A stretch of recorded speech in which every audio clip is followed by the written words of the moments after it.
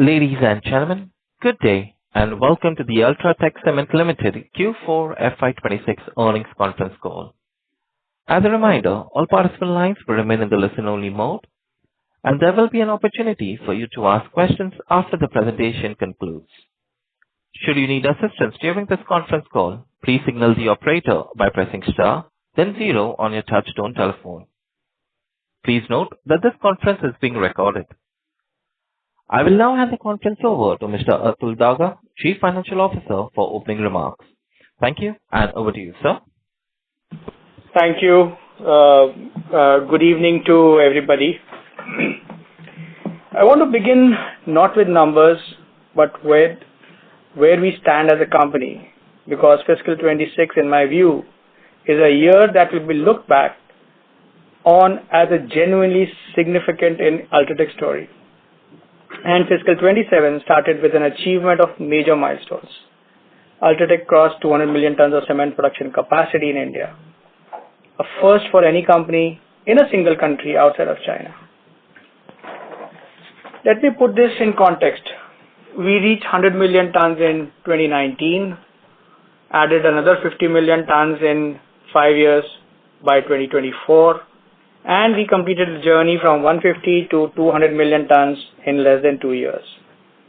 This is a feat even more remarkable since we are a full year ahead of our targets as what we had set for ourselves. Let's be clear on what the number means. It's not simply a headline. It's an expression of a strategy to build scale that compounds in cost efficiency, in market reach, in raw material security, and in sustainability. Every ton of capacity we add reinforces every ton that came before it. Let's look at our position globally. Outside of China, UltraTech is today the largest cement company in the world by sales volume, and we are the only cement company anywhere in the world to have over 100 million ton of production capacity within a single country. We are 200 million tons. These are not rankings we have stumbled into. These are the results of a very deliberate strategy, disciplined organic growth, timely acquisitions at the right price, and a relentless focus on execution. From somewhere 65 million tons in 2016 to 200 million tons today, we have more than trebled our capacity in a decade. Our next horizon is already set. We have committed to add a further 37 million tons, which will take us over 242.5 million tons in a phased manner by fiscal 28. Now, I want to speak to something that is very much on everybody's minds, the conflict in West Asia and what it means for us.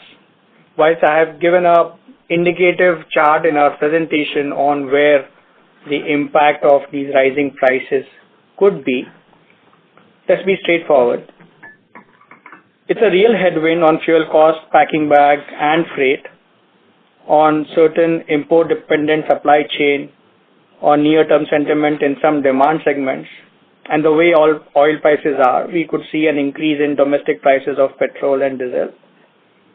The government's monthly economic review for March 26 also acknowledged that the outlook has become slightly uncertain. And yet, India's structural growth story is entirely intact. Government capex is flowing. Infrastructure execution continues. Housing demand is robust.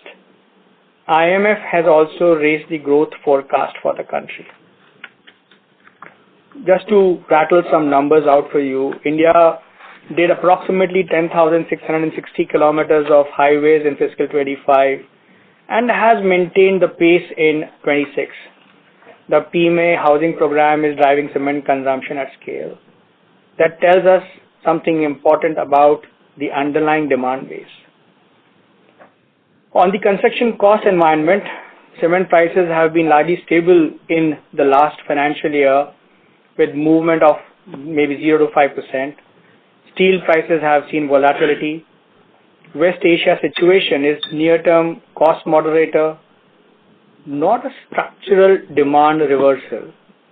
And we believe UltraTech, with our domestic strength, our 1.8 gigawatt green energy platform, our scale-driven cost efficiency is better positioned, much better positioned to manage through this environment as well.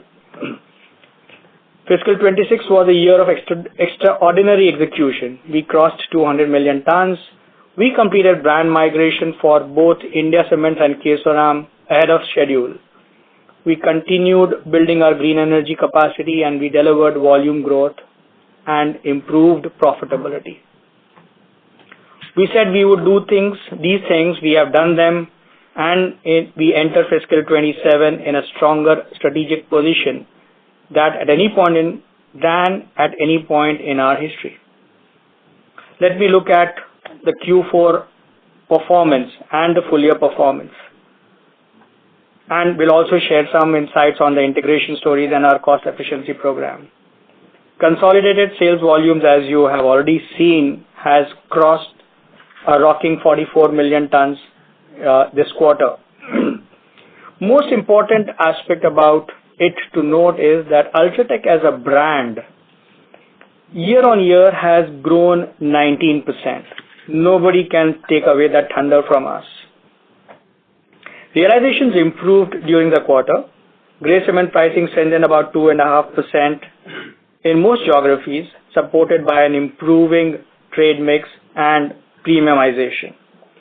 A blended cement share, premium portfolio contribution both moved higher, which is a conscious and a deliberate strategy going forward. EBITDA per ton, excluding acquired assets, is at 1296 per ton for the quarter. For the context, this metric was 1225 in Q4 25. The trajectory has continued. On an aggregate basis, we have reported 1253 rupees per ton in Q4 26. This, if I were to split between India and overseas, thanks to our UAE operations doing very well, they have contributed substantially. But India has been no less. Remember, the India capacity is almost 196 million tons during this year. If I were to remove the aberrations of West Asia crisis, we have achieved EBITDA per ton of very close to 1240 rupees per ton. What am I knocking out from here? The last month increase in the cost of bags and impact of exchange loss, the highly volatile and the frantic devaluation of rupee that happened in the last month. So I believe we have done very well on EBITDA per ton as well. A renewable energy platform has been growing from strength to strength. Today we are almost at 43% of our power needs being met from green sources.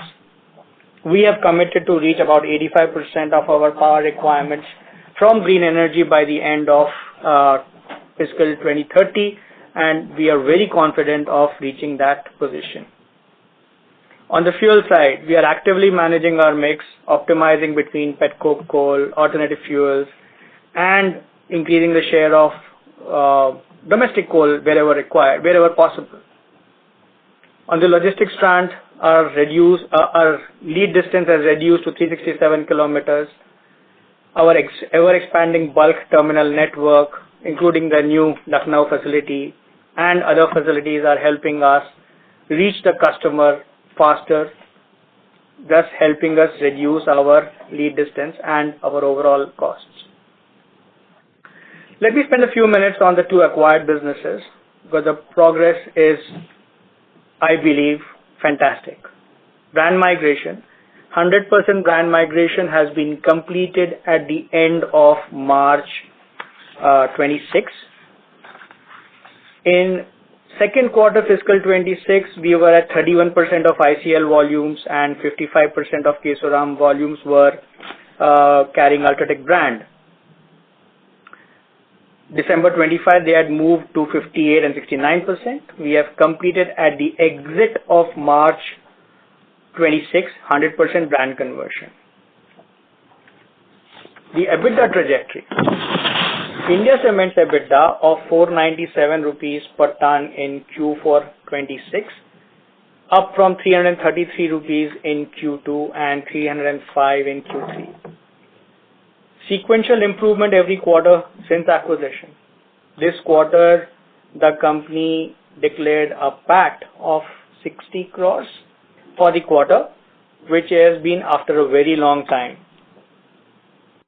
And this 497 rupees EBITDA per ton, please understand how we read it. We, as you know, under the related party transactions, we had put in place a tolling arrangement. ICL or India Cement manufactures and sells the UltraTech brand, but does not carry any direct marketing and distribution costs. Those sit with us at the consolidated level. At UltraTech, we charge a markup per bag on ICL volumes, which offset that element on a net basis. So India Cement's underlying operational progress towards UltraTech system is much higher than 497 per ton. And the price improvements, selling price improvements that happen in the southern markets will give it a further boost. The investment phase is now underway. We had committed 5092 crores for India Cements for efficiency improvement, plus another 400 crores for capex on capacity expansion.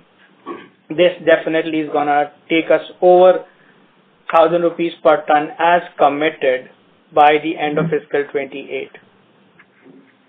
We are spending 400 to 500 crores for Kesoram cement assets.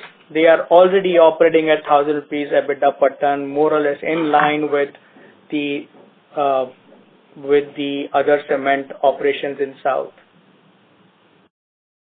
These two assets today represent about 13% of our consolidated capacity. They are moving from integration drag to earnings contributor. As their cost improvement capex matures, they will be a meaningful and growing source of group level EBITDA accretion. Let me now look at how we see fiscal 27 and beyond. We expect a sustainable volume growth of 7 to 8% per annum. The structural drivers are firmly in place. India's urbanization story, the government's infrastructure commitment. You would have read about Mumbai city itself spending about $60 billion in improvement of infrastructure. The PMA housing targets, rising rural demand, none of these have been diluted by the West Asia crisis. These are very strong structural forces, and UltraTech is better positioned than anybody else to capture that demand in the long term. The near-term environment has its complexities. Nobody knows what will happen tomorrow, what will be the new comment that gets made which could move the markets. We will wait and watch. On the integration side, we are through the hard work. Both India Cement and Kesoram are fully migrated to the UltraTech brand. Cost improvements are underway, and fiscal 27 P&L will start reflecting the benefits of this investment. I should definitely mention about the dividend the board has discussed, debated, and proposed. Our balance sheet remains robust with a net debt EBITDA of 0.94x at a consolidated level and 0.92x at UltraTech India level. This gives us financial flexibility to continue investing in growth without compromising on returns to shareholders. We have already started charting out our growth story beyond 240 million tons and will come back to you next year. The board has recommended a dividend of 240 rupees a share for fiscal 26. This dividend has been stress tested against retained earnings, remaining adequate for all planned investments and commitments. Credit metrics and debt covenants are unaffected by the proposed distribution. We'll maintain our leverage below 1x year after year after meeting our growth capex. And our growth capex requirement is not shrinking. We see a plan of investing around 8 to 10,000 crores every year for the foreseeable future. Future capex pipeline remains fully funded and the growth story is intact. It's a cumulative outcome of disciplined capital allocation, operational excellence, and consistent strategic execution over many years. We know it, you know it, our operating cash flows are growing, and our board has already taken a stance of improving the returns to shareholders. You would have seen our dividends grow from 10% of profits in 2020 to 37% of profits last year, and today we are where we are. Dividend is not simply a financial transaction. It is a communication of our confidence and commitment to our shareholders and investors. It says, we are confident in our earnings quality, in our forward outlook, and in our ability to generate and sustain value. We are not keeping cash on balance sheet out of uncertainty. We are sharing it because we can and because we have planned carefully enough to do so without any constraint. I want to close with something very simple. UltraTech has made commitments to investors on capacity, on integration, on brand transition, on cost efficiency, on sustainability, and on returns to shareholders. Year after year, we have delivered on these commitments, FY26 being the top-notch performer. We said we would reach 200 million tons ahead of schedule, we did. We said we would complete brand transition for ICL and Kesoram, we did, and a quarter early. That consistency of delivery, ladies and gentlemen, is what defines UltraTech. And it is what will continue to define us in the decade ahead. Thank you, and we are now ready for your questions. Thank you. Ladies and gentlemen, we will now begin the question and answer session. Anyone who wishes to ask a question may press star and 1 on their touchtone telephone. If you wish to remove yourself from the question queue, you may press star and 2. Participants are requested to use their handsets while asking a question. Ladies and gentlemen, we will wait for a moment while the question queue assembles. We take the first question from the line of Rahul Gupta from Morgan Stanley. Please go ahead. Hi, thank you for taking my questions. First of all, congratulations on hitting 200 million ton capacity, domestic capacity, and a very good set of numbers. I have 3 questions. First, just continuing on the capital allocation point that you made, Atul sir. Thanks for the clarity on that. Just to be clear on this, is it fair to say that given balance sheet strength and you funding your capex through internal accruals, we may see payout ratios staying higher for foreseeable future? I think so, but it will depend on the board and company's performance. If we perform, if the cement markets do well, I think it should be possible. Got it. That's very helpful. And most important point, Rahul, I would want to make is, and I think already said it, but I want to repeat. Next few years, we are in 26 till 2030 to 31. I will see 8,000-10,000 crores of capex happening from our balance sheet every year. And as the operating cash flows grow because of our existing size, existing capacities, delivering more and more, the size of operating cash flows keeps increasing, making it very easy for the company to reward its shareholders. That's exactly the point. Yeah, very helpful. My second question is on realization. You to some extent have clarified how realizations have been better this quarter. Your share of trade has improved, direct sales have improved, and brand transition of acquired assets have also ramped up fully during the quarter. So am I missing something over here, or is it the brand transition completion has helped in giving you the edge in terms of realization during the quarter? Significantly, because if I were to look at, let's say, India Cement's volumes for the quarter of 3.12 million tons, non-UltraTech volume was 0.39 million tons only. So we have had and everybody knows that UltraTech enjoys a premium positioning with brand transition that has definitely helped. Jamaji, you want to add? Yeah. Very good afternoon. And I would add further what Atul said. Actually, fundamentally, I think it is working on all engines. Actually, there are number of moving parts in the cement. Actually, so one, yes, of course, the brand transition Atul has clarified, which is rightly so. But there are so many other, at least 4, 5, 6 critical moving parts actually, which also helps to improve the efficiency and at the end of the day resultant into the improved cost structure or the higher profitability. Got it. And my final question is, first of all, thank you so much for sharing data on slide 6. Now, my question is that in one of the slides, you have mentioned that other OPEX got some impact of the West Asia crisis.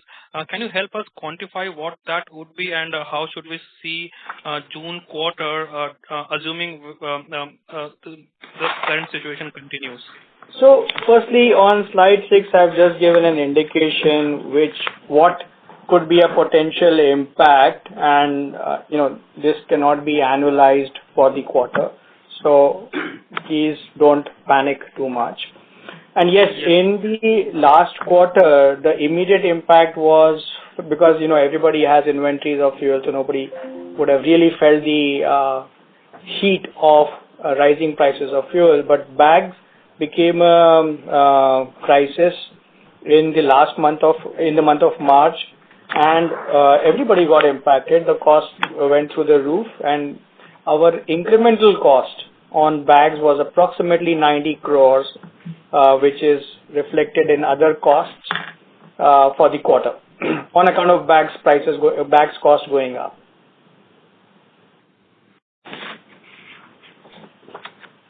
Hello? Got it. Thank you. And any color on how should we look at power and fuel cost for the June quarter? I don't think there will be too much of an issue in the June quarter, and I will urge you, Rahul, to fly down to the White House and do something about it. Well noted, sir. Well, no, I don't think so. It will be too much of a pain. Prices are going up, which is a reality. Selling prices have also been increased to cushion the impact of rising input costs. Another important one-off, which we are not even talking about, but the fact is the way rupee devaluated. I have $950 million of foreign currency borrowings. $950 million of foreign currency borrowings fully hedged, but when you have to do a mark-to-market, you have to take the impact of that currency into accounts. It hits your EBITDA.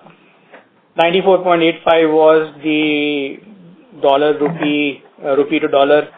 31st March, it strengthened by almost 1.8. It corrected on the 2nd of April 1.8, but we have to account for the dollar borrowings at 94.85. It's a notional, it's a debit to the non-cash debit to the P&L, but so be it. Got it. Well understood. Thank you so much, and wish you all the best, sir. Thanks, Rahul. Thank you. Ladies and gentlemen, in the interest of time and fairness to others, we request you to restrict to 2 questions per participant and rejoin the question queue. We take the next question from the line of Pulkit Patni from Goldman Sachs. Please go ahead. Sir, thank you for taking my questions and commendable results. Very good quarter. So my first question is, you spoke about brand conversion having completed it in March. Could you highlight between March end and now, how much has been the impact of this on India Cements and Kesoram? So, Kesoram, if I look at January-March quarter, it was already operating at 1,000 plus EBITDA per ton. And everything else remaining the same, India Cements will improve further because, again, I called out of 3.12 million tons, only 0.39 million tons was non-UltraTech brand, 2.73 million tons already rebranded. So everything else remaining the same, the impact will be felt on this, less than 500,000 tons of volume in Q4. Having said that, price improvements and the real efficiency and integration benefits will start flowing now. To better explain, Pulkit, now it'll be one product which is leaving from all the 9 factories of India Cement, as compared to earlier days. There were multiple brands going out, not just two, but there were more than two brands going out. So the real efficiency which will be visible in logistics now, seamless operation will be visible now. My performance will go up further in terms of earnings potential from India Cement. This is very clear. So secondly, I'm just following up from the question from the previous participant on the slide 6, where you speak about the impact of West Asia conflict. And while clearly, longer term, you've been able to manage costs really well, etc. I'm just wanting to understand, these costs are quite meaningful because you mentioned in one of your remarks saying that, these are manageable. I just want to understand, based on just rough math, this looks to be fairly high in terms of its impact. So any mitigating measures that you can highlight which gives you confidence that you'll be able to manage through this? Yeah, there are several measures, and for the sake of confidentiality, I might not be able to reveal trade secrets. But, diversifying my sources of procurement, identifying newer opportunities to deal with the situation, doing long-term contracts for fuel, which are going to be beneficial to us now. Last 2 years, our long-term contracts were going against our, against our decisions, were unfavorable. These will become favorable for us, and nobody has them. So UltraTech will be one step ahead. Again, bags we have nearly 150 odd suppliers across the country. And when there is a volume advantage for a supplier, obviously their inclination to service a high volume customer is much higher. Diesel impact, nobody knows. We are waiting. It might surface its horns next month. We'll have to wait and watch. Fair point, sir. Fair point. Maybe can I slip in one more question if you allow? Yeah. Go ahead.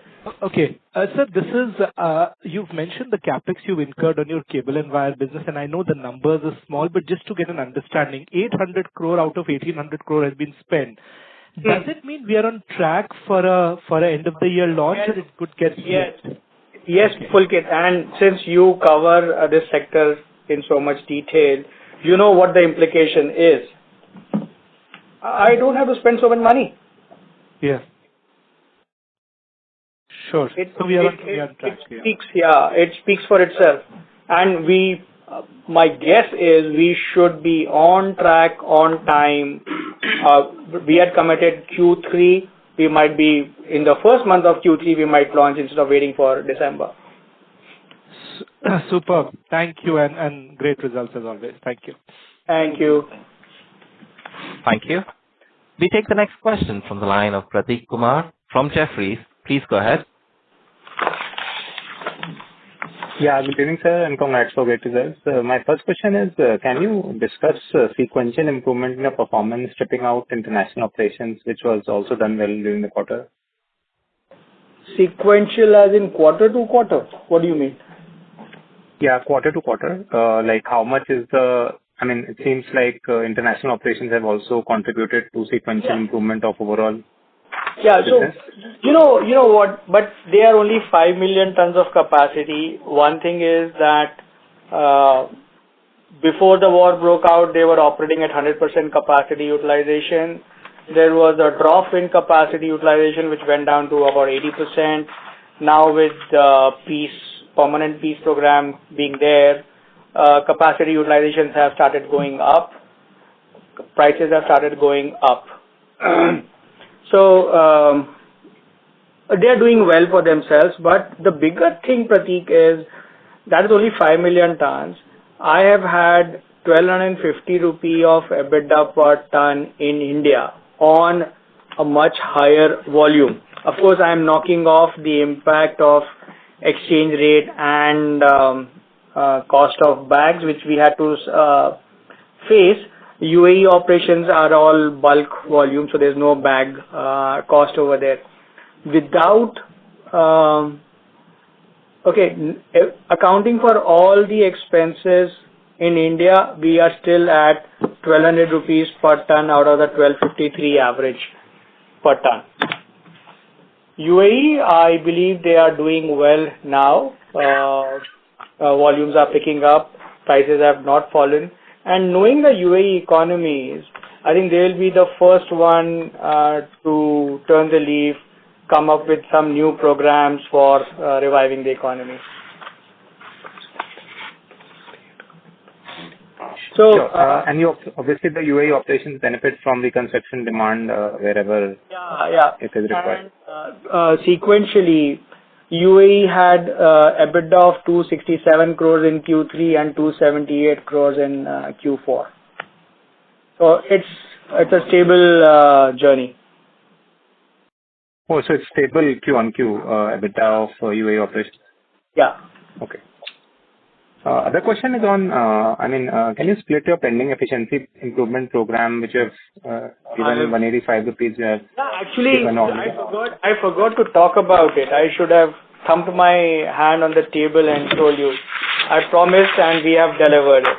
So we are at almost 185 rupees per ton on nominal basis. We have completed, and all these programs which are there, which will take us beyond 300, whilst we had committed 300, because I'm keeping let's say an emergency or a buffer in my pocket, but I think we will deliver higher than $300. This is what you're looking at? Yeah. So, we are looking at a number higher than $300 per ton. Fiscal 27 also we should cross significantly higher. Without giving a number upfront, I have a paper in front of me, but yes, we will deliver higher than $300 by fiscal 28. I've highlighted all the parameters and how they are getting quantified and measured. I don't know what else to add further. Sure. Thank you. These are my questions. All right. Thanks, Prateek. Thank you. We take the next question from the line of Amit Kumar Moraka from Axis Capital. Please go ahead. Hi. Thanks for the opportunity and congratulations on a great result. Just on the couple of data points, we just wanted to understand better. So in the presentation, you've mentioned that your other brand sales volume was 7.4 odd million tons in FY26. So is it fair to assume this number will be close to zero in 28, given that full transition has happened now? So, 7.34 in 26 and 0.52 in Q4. Okay, 0.52 may say 0.39 was India Cement and balance was Kesoram old brand. So this is all gone now. Next quarter you won't see it. Yes, almost zero. Great. And also on the trade non-trade mix, seems to be now 65-35. I think which is a bit higher than 70-30 earlier. So again, on this mix particularly, would it be because in the presentation I also see that the industrial the infrastructure was a bit muted in the quarter, but still this number is a bit elevated. So, wanted to understand, like, is this going to be now a sustainable mix, or would you like to kind of take it higher again? I have seen it fluctuating between 65, 67, 68. Yeah. This has been the narrative, or this has been the broad mix. And what you saw in infra 2 red marks that we have given is again a temporary last quarter, because things got over in one, let's say Gujarat, when the high-speed rail project has passed through it, the work is coming to an end. That's why you saw a red mark there with the side. But otherwise, I'm sure the government, the way everybody knows that infra is the foundation for growth, it will keep on happening. West, I think I'll have to create a darker green color for infrastructure going forward, because the way Mumbai, and I'm quoting the newspapers, yesterday or day before or one day earlier, when the newspapers gave a summary of how Mumbai is shaping up. 2035 will be a totally new phase of Mumbai, $60 billion being spent here. So things are happening in the country. Understood. And just one last question, if I may. Also on the clinker conversion ratio, this is now 1.48x. How much more can it go to, let's say, in the next 1 to 2 years? Can it go to like? We have targeted to reach about 1.54x. That roadmap is already there, and let's see how things shape up beyond that. Got it. Thanks. That's all from me, and best of luck. Thank you. Thank you. We take the next question from the line of Indrajit Agarwal from CLSA. Please go ahead. Hi, Mr. Daga. Thank you for the opportunity and great set of numbers as always. 2 questions. In the last few weeks of March or early weeks of April, have you seen any concerns on availability because of the conflict, be it bags or petcoke, where you have found it difficult to source even? No problems.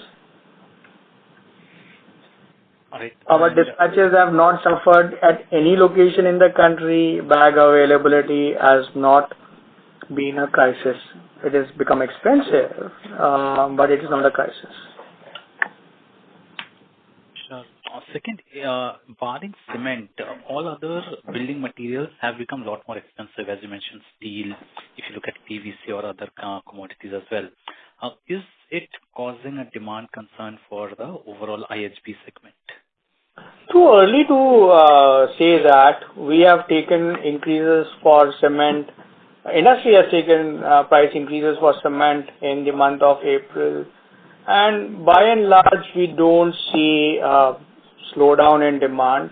Now, everything can be explained. People will have an explanation, too much of heat, because of which there's a slowdown. But election, Bengal and Tamil Nadu elections resulted in a slowdown just before the last 15 days. You see a slowdown. But generally, I think the undercurrent remains strong. Sure. And lastly, if I may, per your best estimate, what would have been the industry growth for March quarter?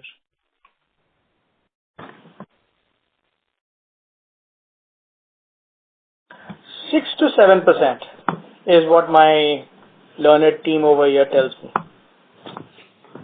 Sure. Thank you. That's all from me. Thank you. Thank you. We take the next question from the line of Jashandeep Singh Chadha from Nomura. Please go ahead. Hello. Good evening, sir, and thank you for the opportunity and congratulations on a very good set of numbers. So my first question is regarding India Cement. As you have highlighted that 100% brand integration is done, and you also highlighted that only a small portion of volumes was under India Cement brand.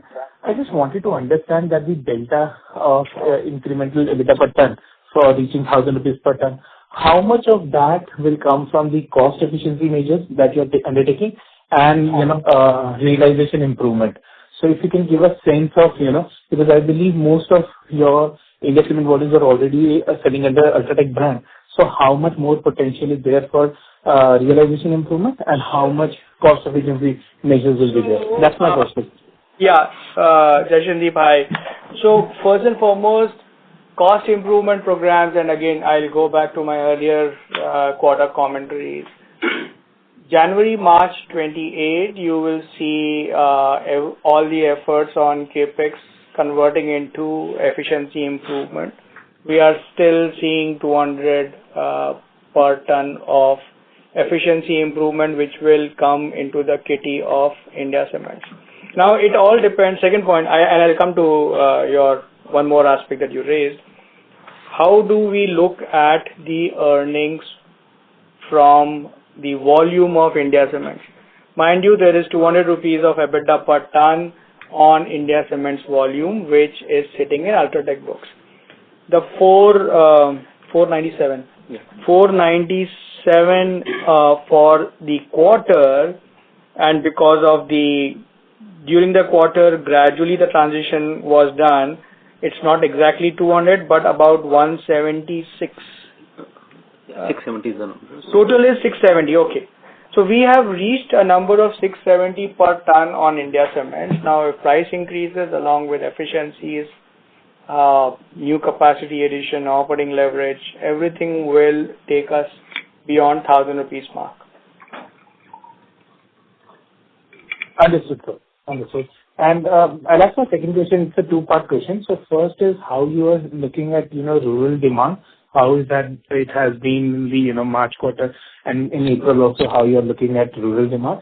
And second is, I understand that UltraTech, at the scale at which it operates, you will have multiple measures to mitigate this cost increase. But let's say without those measures, what sort of realization improvement will be required to maintain the margins? These are my two questions. So you have asked 3 or 4 questions, and I'll restrict you to 2 questions. So the last question I will eliminate because that's a very difficult question. Difficult to quantify. As far as rural demand is concerned, we have operated at 90% capacity utilization across our network. Some plants would have operated at 95% and 100% also, and averages all across the country we are operating at more than 80%. If you marry this point to the fact that our trade mix has not diluted, we are 66, 67, hovering around those numbers only, which means my rural demand has continued to stay steady. I hope that answers your question. And, too early to talk about the important aspect, cash flows in rural markets improve with good crops, which helps the rural demand. And too early to say now for the quarter how things will pan out in the remaining 3 months. Remaining 2 months we will see. As for your other point you mentioned, it's a moving target. Costs. Let's say bags from 9 rupees to 15 rupees a bag. That's a 6 rupee delta which has already happened. So that much price increase is required.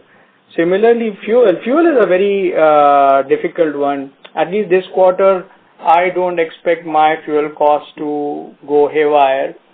We were at 1.81 or 1.77. Sorry, 1.77 per kcal.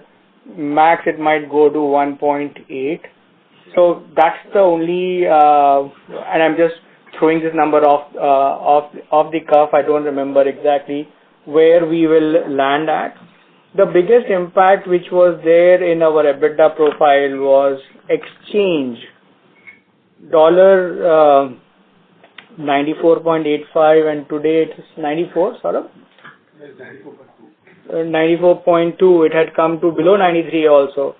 Quarter end reporting what is required remains to be seen. So price increases that have already happened will, in my view, sustain the profitability. Understood, sir. I know you don't like answering, price hike questions, so I was trying to hide it. But thank you so much. I'll join back with you. Yeah, I'm also slightly smart. Chaliye. Thank you. Thank you. Ladies and gentlemen, a reminder, please restrict to 2 questions per participant and rejoin the question queue. We take the next question from the line of Ritesh Shah from Investec. Please go ahead. Yeah. Hi, sir. Congrats for a good set of numbers. I have 4 questions, if you allow. So first is only India. 2.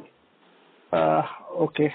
Sir, 2A and 2B. One is India Cement. We are doing the right things. When do we see the day when we actually merge it? I understand there are a few legal cases which are there, but any timelines over here? Second, not so related, RBC, it's something which the group has pursued. Any assurance from you that UltraTech's balance sheet won't be touched, or it's something which is ring-fenced? I'll just wait over here. If you allow, then I'll go for the other 2, sir. So the second question, I think our chairman himself had said UltraTech's balance sheet is ring-fenced long ago when aspersions were made about UltraTech supporting Idea, Voda Idea. I think those were the days. I'm going back. Not a penny has moved from UltraTech balance sheet for any other purposes. So we remain committed. And again, as I said, unless you missed the point, I have 10,000 crore of capex happening every year, at least for 4 or 5 years going forward. That's about 50,000 crores of incremental capex. Okay, so my operating cash flows is meant for meeting my capex requirements and for my shareholders. Perfect. Sounds good? Sir, India Cement? Yes, sir. India Cement? Cement, yeah. So there are those complicated legal issues which we have inherited. We, as I mentioned, we don't want to take any risks with UltraTech, the main company, and our main board. Once we are able to, and we are trying our level best to get those cases closed, because they are donkey's years old cases and there's been no movement, nothing. Once we are convinced that these there is no risk to us, we could look at the next phase of integration. Sure. Sir, I'll just try my luck. Sir, third question, RMC, we have done very well. What's the end goal over here? I think the number of plants, revenue growth is more than volume growth. What is correct that we are doing over here? And eventually in plans to monetize this particular business? That's on RMC. Second, sir, ESG clinker factor, you indicated our target is 1.54x.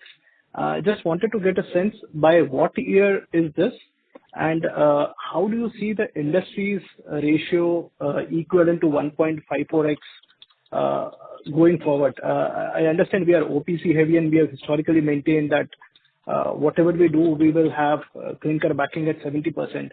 Is it something which will change going forward, or we continue to be on the same hypothesis? We will always be fully clinker backed. Second point, 1.54 is our target to reach by fiscal 28. I don't want to comment about the industry, but all I can say is UltraTech is a far stronger company in all aspects as compared to rest of the industry. Quarter after quarter, and there's enough, I don't have to say enough data, but actual data which is available. If you just sum up the performance of cement industry, rest of industry put together, and UltraTech on one side, we have delivered growth higher than the industry, EBITDA per ton higher than the rest of the industry. So this doesn't come by magic. All the efforts, whether it is clinker conversion, which means composite cement, which gives me more profitability, RMC, or all other aspects of our business which we are doing, which help us to be far ahead. As for RMC is an integral part of our business. I don't see a need or don't see that thought process as of now to monetize it. Sir, eventual targets? Sorry, what? Sir, eventual targets on RMC? Target in terms of number of plants? So we are 3% of the volumes. Like, is there a target to go to 6% in 3 years, something like that? Not really. Not really in terms of percentage, but yes, we would continue to grow because RMC is the future growth engine. So obviously, the more and more urbanization is happening, I think the RMC is going to be. I think we are invested for the future, Ritesh, to be honest, to meet the requirements. And if you look at our UAE business, it is zero trade sale. It's all sales to RMC people. So, or globally, US markets or anywhere else you see, they are globally bag cement to bahut kam jagah hota hai. So, RMC is an integral part of our offering and of our business model. Sure. Sir, I have one more question. Probably I'll join back with you. This is 10A. Okay. Next one, please. Next cool. person. Thank you. Yeah. Thanks. Thank you. We take the next question from the line of Pinakin from HSBC. Please go ahead. Thank you very much, sir. So congratulations on a great numbers. So one question we keep on getting from investors over the last few months is that the other industries like steel and agri and PVC have taken aggressive price hikes in the face of cost pressures, but the cement industry has struggled to raise prices.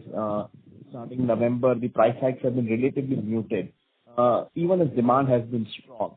What would you attribute cement's relative underperformance versus other building material industries in terms of taking price hikes? Fragmentation of the industry is as sweet and small answer, Pinakin, that I can give you. Yeah, I think that would sum up everything. So, sir, just taking that point forward to the second question, assuming, sir, that the Middle East conflict stays where it is, we have petcoke at 160, diesel oil at $100 a barrel for this remainder year.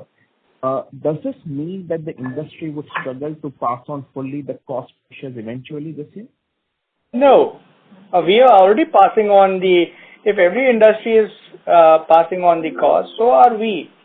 March, somebody had asked me why prices are not going up in the month of March. March is never a period to increase prices because it's a volume period. Price increases always happen. And every industry has its own fabric and own pattern of behavior. July, September, monsoons impact cement industry only. So, price increases generally are seen in the first quarter of the financial year, not in the last quarter of the financial year. And Pinakin, besides, obviously, demand supply is always there. If demand is robust, prices will go up. And you are there, I am also here. आज ही के दिन अगले quarter फिर मिलेंगे. We will talk and we'll demonstrate. I think UltraTech will be steps ahead in terms of performance. Got it. Thank you very much, sir. Thanks, Pinakin. Thank you. We take the next question from the line of Rashi from Citigroup. Please go ahead. Thank you. So just on your point that the fuel cost will go from 1.77 to 1.8 in the quarter, this is due to your long-term contracts, right? Multiple things, long-term contracts, inventory, sourcing, changing the fuel mix, multiple things.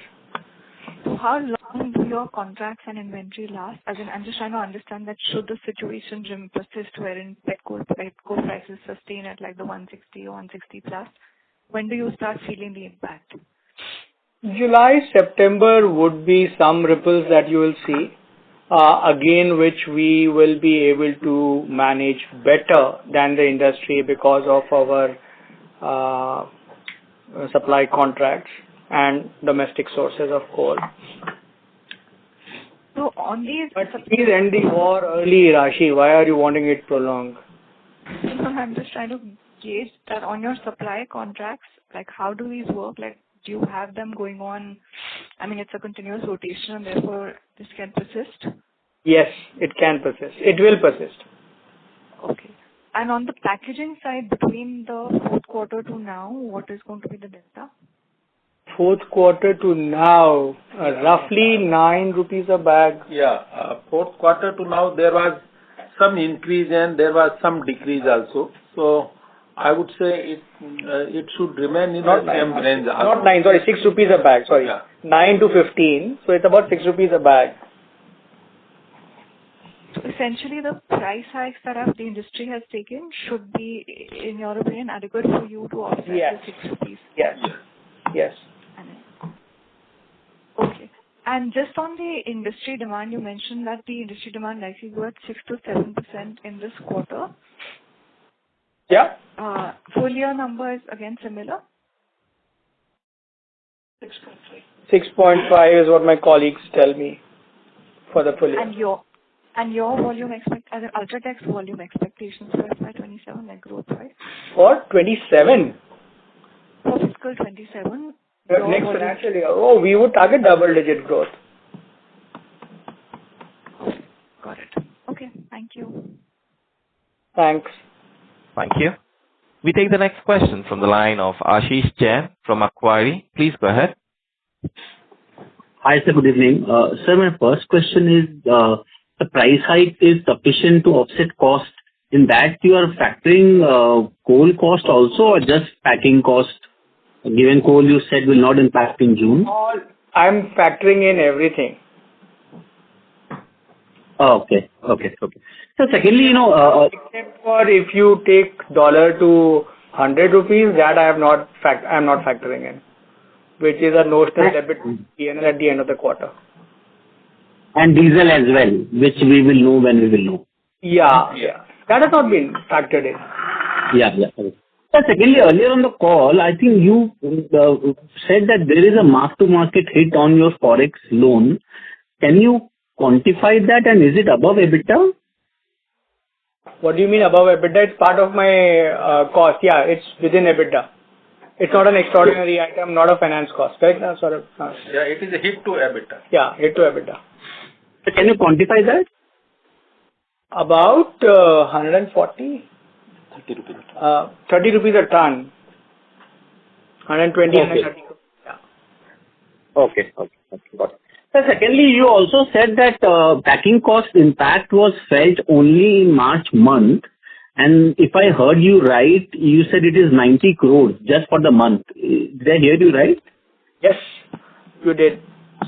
So shall we assume that that's the run rate which will continue given there is no relief on packing? No. Because as Jamarji also mentioned, prices have stabilized. We have built volumes of our inventories and doing alternate sources. Mind you, nobody, I think, would have as many sources like UltraTech does. We have almost 150 suppliers across the country supporting us with bags. We are doing some other things also to ensure we are able to source bags and maintain costs. So 90 crores was a hit, which was the cost of the bag had gone up further also beyond 15 rupees. Then it stabilized to 15 or even today it would be 13 or 14. Marginally reduced. Yeah, it's marginally reduced. So not 90 crores cannot be analyzed. More importantly, Ashish, we have taken care of that with price increases. Right. Okay. Sir, lastly, just on pricing, if you can, shall we think that given the kind of cost inflation and all, price hike is here to stay, or you are seeing some pushback in terms of the channel or demand impact? Are you seeing that kind of concerns on? I believe it's here to stay, because this is impacting every cement player in the country, in every nook and corner. Right. It's not a one-off, it's not one region. Everybody's getting impacted, so everybody wants to protect their balance sheet and P&L. Right. Sir, my second question just on India Cement. Given some of the EBITDA of India Cement is getting booked in UltraTech standalone, your 1,000 rupees per ton guidance includes that, or that is what India Cement can eventually report using in spite of the tolling agreement? I'm sorry, I missed your question. What did you say? Even some of the EBITDA per ton of India Cement is getting booked in UltraTech standalone because of the tolling arrangement and the sales being done by UltraTech. The 1,000 rupee guidance which you speak for India Cement includes that one which is getting booked in UltraTech, or it is pure India Cement EBITDA per ton which will come purely through cost savings and all? Yeah, so all inclusive. So you will say 800 in India Cement books and 200 of that coming in UltraTech books. But again, Ashish, don't get disheartened, because when we have committed 300 rupees of cost improvements and already delivered 185, as precise and to the second decimal, I'm also saying that we will do more than $300. So that gives you some indication of for sure, sir. With India Cements. Yeah. So lastly, just on long term, while you kind of clarified that 10,000 crores will be the capex for UltraTech, the cash generation will be much higher than that, is my assumption at least. So how should we think about? You just saw what the board did, na? And I clarified. I think you were not there on the call when I spoke about dividends. I was. It's a very thought through strategy by the board. Enough, we have presented enough, position to the board before they came to the conclusion that yes, it's now time to reward the shareholders. Got it, sir. That's very helpful. Thank you so much, sir. Thanks, Satan. Thank you. Thank you. We take the next question from the line of Satyadeep Jain from Ambit Capital. Please go ahead. Yeah, thank you, Mr. Raja. Just a follow-up question on the dividend. Heartening to see that special dividend. You have a lot of confidence in the cash flow that's significantly higher than what the capex you're looking at. So can we expect, because this is a special dividend, can we expect like a target on dividend payout? Or I missed part of it in the initial, just trying to understand, or maybe increase the dividend rate. And this is also in the context of sometime back when we saw the wire and cable investment. I mean, you mentioned that any other investment in the building material industry for the next 5 years, UltraTech is not looking at. Just seeking confirmation that you're looking at 10,000 crore capex and any incremental dividend cash flow. So 10,000 crore. Sorry, please finish first. Yeah. So 10,000 crore capex, incremental cash flow will go to as a return of capital to shareholders. Is that understanding correct? And should we not look at higher dividend rate or maybe a target of return of capital? So I have my capex plan, and as I also mentioned during our commentary, that we are already writing our blueprint beyond 240 million tons. 240 is already staged. We have close to plus minus 15,000 crores to be spent. Plus minus, I'm saying, not an accurate exact number. To be spent that there will be capex on cement beyond 240 million tons further. And that is what I'm talking about, 10,000 crores of capex which will happen on cement year on year. And yet our OCF will be large enough to reward the shareholders. That I understood. But so should we, this was a special dividend, just trying to understand, given this capex you're looking at and the OCF, why not consider a higher dividend rate or maybe commit to a return? This is as high it can get.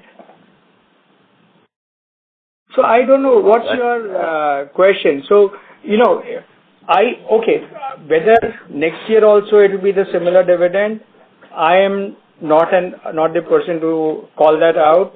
It depends on the OCF for the year. It depends on the board's decision once they look at the annual performance.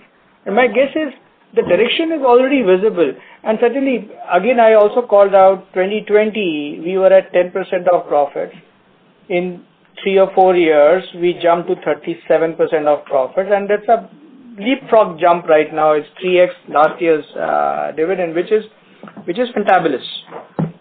So next year also it could remain the same. It could go up, or it could come down. If performance is not good, then it could come down.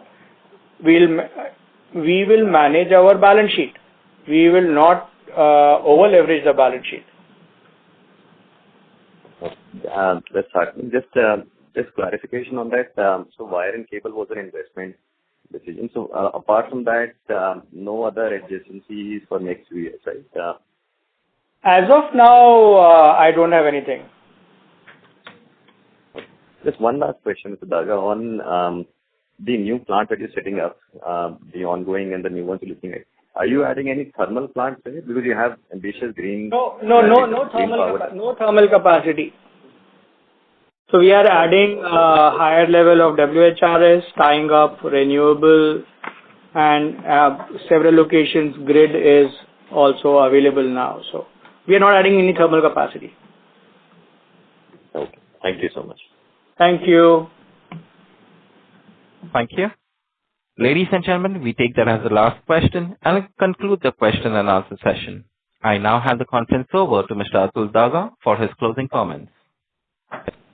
Thank you so much, everybody, for joining us and patiently listening to us. For us, it has been a very satisfying, rewarding, and landmark quarter, landmark year, generating 3,000 crores of PAT for the quarter, 8,000 crores plus of overall PAT for the year.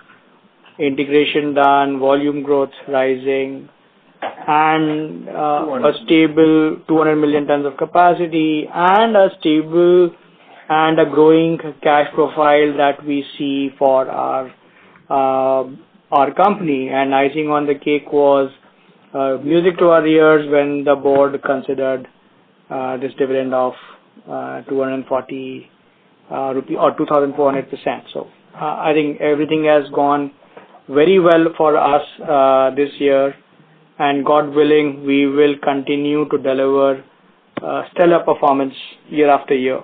Thank you so much. Thank you. On behalf of UltraTech Cement Limited, that concludes this conference call. Thank you for joining us, and you may now disconnect your lines.